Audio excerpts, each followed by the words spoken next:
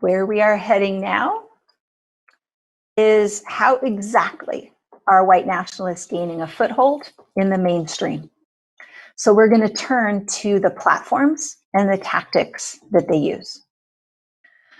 White nationalists use a range of online platforms to spread their messages, often in ways that mask their true intentions. Let's start with the websites. Jessie Daniels, in her book Cyber Racism, talks about websites where groups hide their actual ideology and goals while presenting themselves as mainstream purveyors of accurate information. I came across something that fits this pattern not too long ago while reading my own students' papers.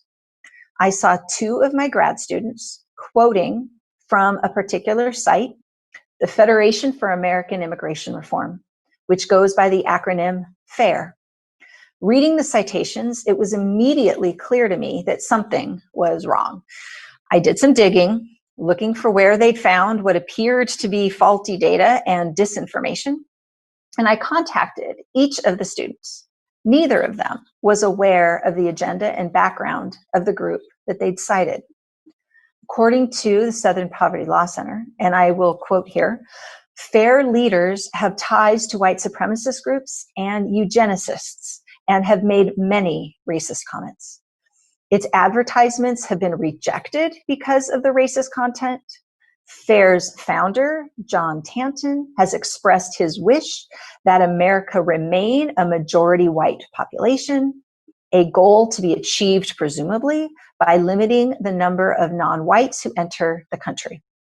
One of the group's main goals is upending the Immigration and Nationality Act of 1965, which ended a decades-long racist quota system that limited immigration mostly to Northern Europeans. FAIR President Dan Stein has called the act a mistake. My students didn't have either the digital literacy skills or the racial consciousness to recognize that the data offered on the website was misleading. And I am sad to say that it is only because of my recent focus on this topic that the quotes even raised a red flag for me. And there are many websites that focus on providing content meant to confuse and misinform. And this content has real consequences. Dylan Roof, who murdered 9 people in a Charleston church basement in 2015, reports that it all started for him while doing some simple internet searching. In this case, he first found content that told him that George Zimmerman was justified for shooting Trayvon Martin. That led him to simply typing in the words "black on white crime" in Google. And quotes from him indicate he's never been the same since. Daniels argues that the important insight is not simply that students need to have instruction in both digital literacy and racial consciousness. She also warns that these websites' primary goal is to undermine basic ideals that were part of the civil rights movement. Basic ideas about racial equality, gender equality, immigration, people who identify as Jewish and Muslim, and the value of a diverse society. And the danger is that these websites offer spurious data in an effort to sway public opinion and undermine our democracy. This all works in alignment with the most extreme white supremacist websites, such as the Stormer book clubs, as well as podcasts like The Daily Shoah. What all these groups ultimately want to do is shift what lies within the respectable terms of political debate, and intentionally or not, Fox News and the current administration are furthering this agenda farther and faster than even white nationalists ever thought was possible. And I should say that as of several months ago, the Daily Stormer website was unable to keep its website going and was only available via Tor on the dark web. And while that is good news, it will likely reemerge at some point on some other site. Something else is going to pop up and take its place. And these Stormer book clubs do remain available. At least they were the last time I looked. So beyond organizational websites, a key platform for dissemination of ideas is YouTube. Influencers that make great use of the platform include PewDiePie, who had over 100 million followers at one point. He repeatedly disavows the connections made between him and white supremacists, yet he infamously conducted a Nazi salute and endorsed a YouTube channel with much more overtly racist views, all while neo-Nazi website The Daily Stormer called itself the world's #1 PewDiePie fan site. Another YouTuber to be aware of is Stefan Molyneux, who has over 900,000 subscribers. Both of these individuals would swear that they don't support white nationalists, but it's the pathway between them that's shorter and slipperier than most people imagine. Thankfully, there are increasing numbers of white nationalists who are getting kicked off YouTube. The thing is, it's not necessarily because YouTube is actively working to counter white supremacy. It's because the infighting is amongst these white nationalists themselves has been really intense. And some of them are, thankfully, outing each other, calling attention to their user agreement violations. And this has allowed those who are tracking this stuff to report them and then put pressure on YouTube to take action. Instagram is another location used to great effect by the conspiracy theorists behind QAnon. And a reporter from The Atlantic recently reported that given the velocity of the recommendations algorithms, the power of hashtagging, and the nature of the posts, Instagram serves as one of the primary entry points into the internet's darkest corners. Its memes pages and humor are really effective ways to introduce people to extremist content. Members of the American Identity Movement are also active on the platform, and they use it to post relatable content, using the platform to rebrand themselves as less violent than they actually are, and to attract young viewers through that level of manipulation. 4chan, 8chan, they've both been sites where white supremacists have gathered and pushed their agenda. This has gone back and forth, where 4chan was actually the original location for a lot of the activity, and then they got kicked off for their violent posts, and then they moved to 8chan. But it was on 8chan that mass shooters were posting their manifestos. After the El Paso shooting in August 2019, 8chan lost their web hosting. And so currently, some of the folks have moved back to posting their hateful content on 4chan, while others have started to congregate on the dark web. In terms of the various online users and platforms and how they're related to the spread of white nationalist messaging, it is important to clarify a few terms and the spectrum of people involved. Something to understand is that the suits are the same folks who coined the term the alt-right.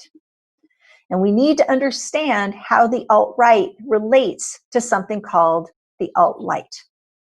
This slide helps us to understand the distinction to the degree that there is one. Keep in mind, they've coined these terms for themselves as a way to make them sound less extreme than they actually are. But what you can see here is that it's the more explicit white supremacy and racism located in the alt-right, while the alt-light primarily, whether intentionally or not, acts like a massive gateway, like a conveyor belt, if you will. It's the ground of recruitment. So those within the alt-light generally avoid talking about race overtly. They try to present themselves as not necessarily racist. And to further this effort, alt-light circles sometimes use people of color, women, and sexual minorities. Yes, these folks make up a tiny minority of their movement, but they use these folks and amplify them to convey their messaging. Even with this, the use of the term alt-light by these folks may be read as an attempt to distance themselves from the alt-right, even while their racism is evident if you watch and listen long enough. The alt-right is generally identifiable by their anti-liberal rhetoric, including their opposition to diversity work, multiculturalism, Muslims, LGBTQ folks, and feminism. It's in the sphere of the alt-right where kids find jokes about social justice warriors, dismissive language about people being triggered, many other memes meant to provoke. The alt-right is not necessarily just one single thing. According to Angela Nagel, author of Kill All Normies, the alt-right is a collection of a number of different overlapping groups. It includes far-right libertarians, the conspiracy crowd, online trolls, and a bunch of the more intellectual types of white supremacists who hide their real goals. Notice Andrew Anglin, editor of the Daily Stormer, he's consciously attempting to radicalize kids as young as 11.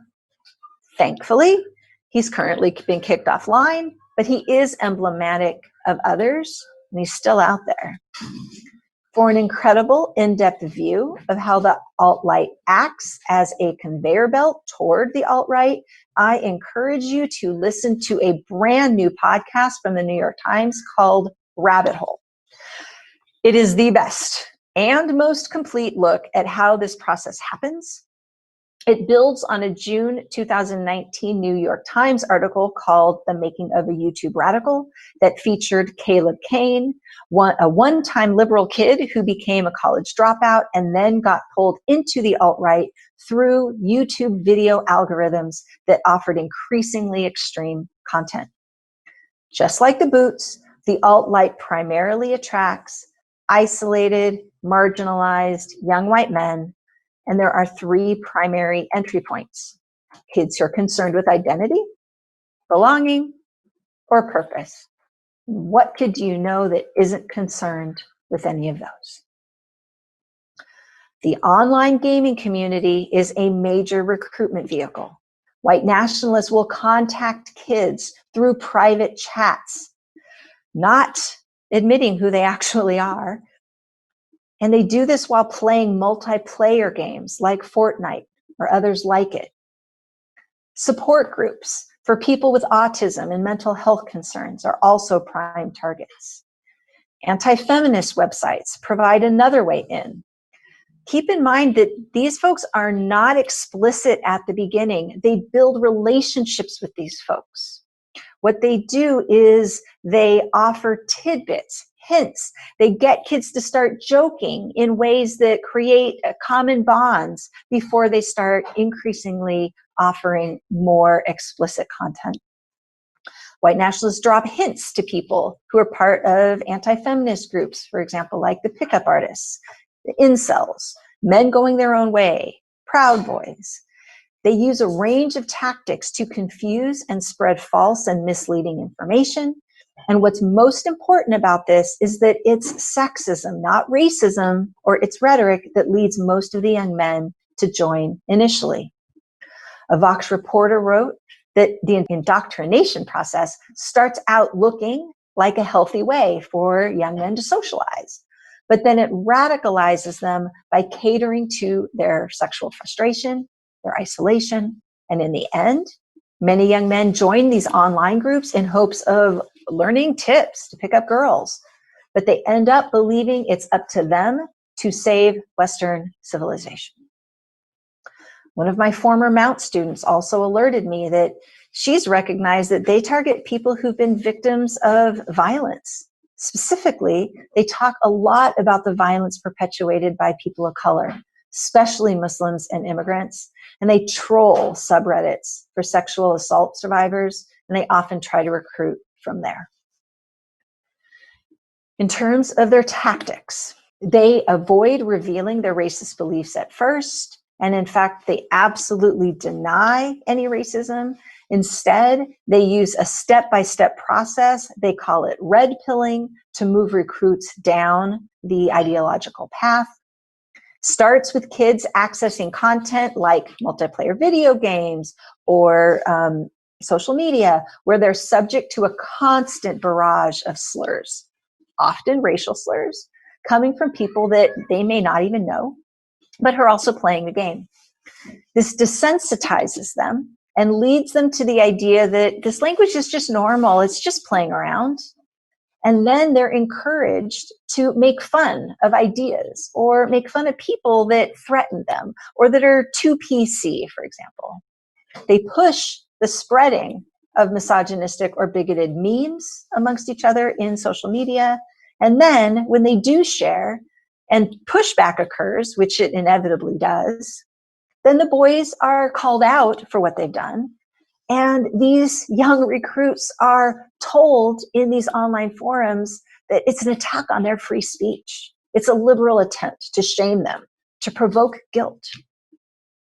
In other words, they're supported in turning any of the hurt feelings they might have had by being pushed back against by their family, their friends, their community, into feelings of anger. All of this allows white nationalists to use their common enemies to justify these positions. And that is when they are increasingly revealed to be a bit more racist than originally let known. If you're wondering where girls fit into this, there are some girls who get pulled in. Usually they enter based on relationships. They may resonate with traditional gender roles. They may want to be stay-at-home moms in the future. But because these groups are extremely misogynistic, young women tend to leave when the relationship breaks down. They could also break when they try to become sort of pundits, try to become recruiters themselves, and they become kind of powerful within the community as the cool chick. As their voice strengthens, they may be confronted with that extreme misogyny and then become dissatisfied. A final note on the tactics is a lot of this spread of the content is happening today when hate group members manipulate mainstream kids into unwittingly defending the positions put forward by these racists. They do this by convincing the kids that they're being condescended to by teachers with a liberal agenda who are seeking to indoctrinate them and shut down their ability to think or to speak freely. And that's one of the things that's absolutely animated me, is that I am seeing it increasingly, that young kids are starting to already be mimicking a lot of this language even before they reach programming at a middle school or high school on diversity.